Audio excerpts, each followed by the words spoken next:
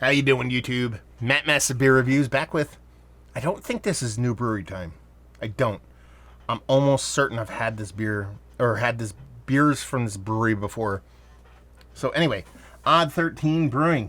Yeah, this is their Hazelnut Uppercut, which is stout with hazelnut and chocolate. This comes in at 8.7% alcohol by volume, as they tell you on the back. It's hopped with Eureka and malts. I'm going to read the malts off. I never do that. Golden Promise Munich, 2-row, oats, Carafa, Special 2, I suck. Crystal, 75, 85, double roasted crystal.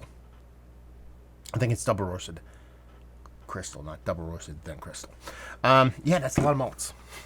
Anyway, we're going to crack into this one, see what's going on. Now, there has to be hazelnut and chocolate because they call that out in the front. I don't know if they're trying to impart hazelnut and chocolate with the kind of combination of the malts they're using, or they actually put hazelnut and chocolate in there. I would assume they put it in there. It doesn't say anything. If you think you would like write all the hops and the malts, you would be like, and made with hazelnut and chocolate, but I'm going to assume as such. Label-wise, very much a video game character label.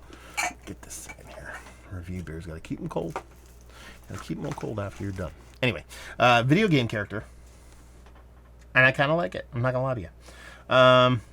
Everything else about the beer and the label is kind of cheesy, but I don't know. I kind of liked the little character there.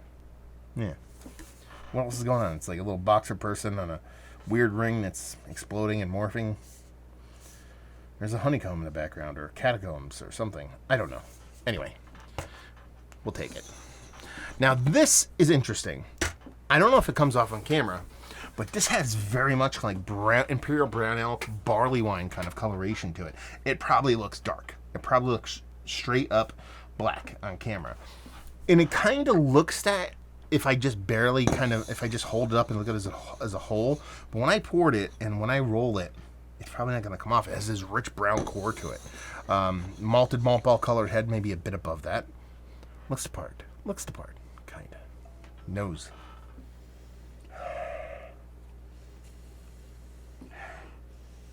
I'm going to tell you what right now. Going into this beer,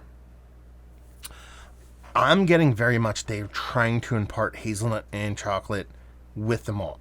I still believe if they're calling it a stout with hazelnut and chocolate, it obviously has it in there.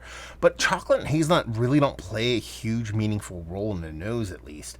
Do I get hazelnut? A little bit of nuttiness, more specifically, and a little bit of nuttiness as opposed to strictly hazelnut? Yes. Do I get chocolate? Sure.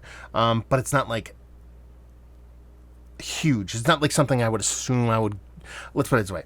If I did this blind as a mystery beer, I don't think I would call it chocolate malts. I'd be like, there's a nutty maltiness to it. I don't think I'd call out either hazelnut or chocolate as an adjunct. I think I would call this a core 4 beer. But it smells nice, man. It's not overly sweet. There's a soft little bittering, fluttering in the background, and there is that kind of nutty, malty characteristic to it. Dive in. Cheers.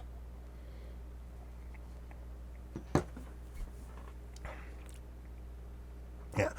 I mean, that chocolate and the hazelnut is much more prominent in the taste, as are those Eureka hops, than the nose would lead you to believe. It's still not bursting at the seams of chocolate and hazelnut, but I kind of like the way it's playing. It's kind of like, I've talked about it before, it's the difference between partly sunny and partly cloudy. When it comes to weather, it's like, which one's which? Well, it's kind of simple, really. It's, partly sunny is there's more clouds, which one is it now? I don't remember. But one has a little bit more sun and a little less clouds. One has a little bit more clouds, a little less sun. This is the one that's a little bit more beer and a little less adjunct. A lot of these kind of adjuncted beers tend to be so heavily in the adjunct territory, you tend to lose the beer itself. This is beer first. Absolutely 100% beer first. But it has those undertones of that chocolate, which pretty much marries with the malt base, which makes you be like, okay, this is accentuating, propping up that malt base, as the same thing with the hazelnut. Or it just kind of doesn't go and overpower the beer. Not that the hazelnut's going to be a huge overpowering force, but it kind of props up the maltiness and gives you this big, rich chocolate hazelnutty thing that I would say, It's called Baby Brain. I'm sorry. I'm tired. I had a baby. I'm sorry these reviews suck. This is going to happen for a couple months. I'm probably going to lose subscribers. I don't care. And it's more propping up everything and kind of accentuating all those flavors inside there, as opposed to actually like being the leader in the clubhouse. And I would assume if I were to drink this beer again as a mystery beer, I would teeter in the line. Does it have an adjunct? I don't think so. I just think it's a robust beer that exhibits big chocolate notes, big nutty malts. I wouldn't go hazelnut on this. I would just say nutty malt. And I think it works out nice. The only big thing, and I would retract big.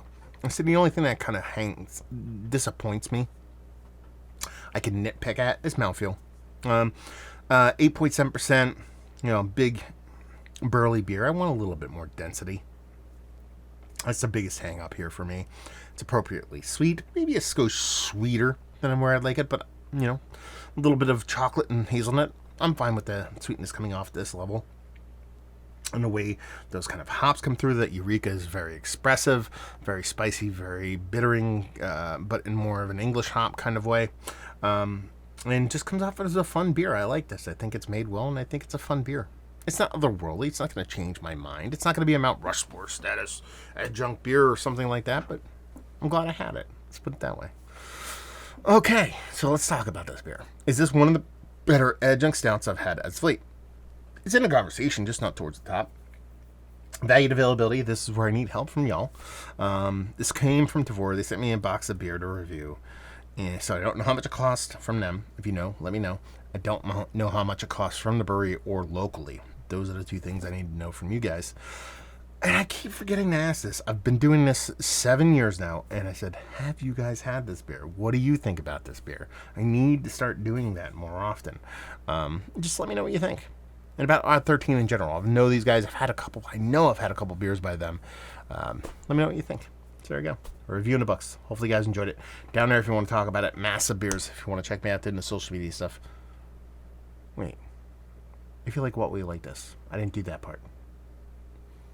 If you like Core 4 stouts that are a bit robust, because it's what this kind of comes off like. There you go. Now we're done. Down there if you want to talk about it. Massive Beers. If you want to check me out in the social media stuff. Beer Massif. If you want to check me out in the podcasting thing. Hopefully you guys enjoyed the review. Hopefully you're enjoying a little bit of Odd 13 right now. Hope to see you next time. Cheers.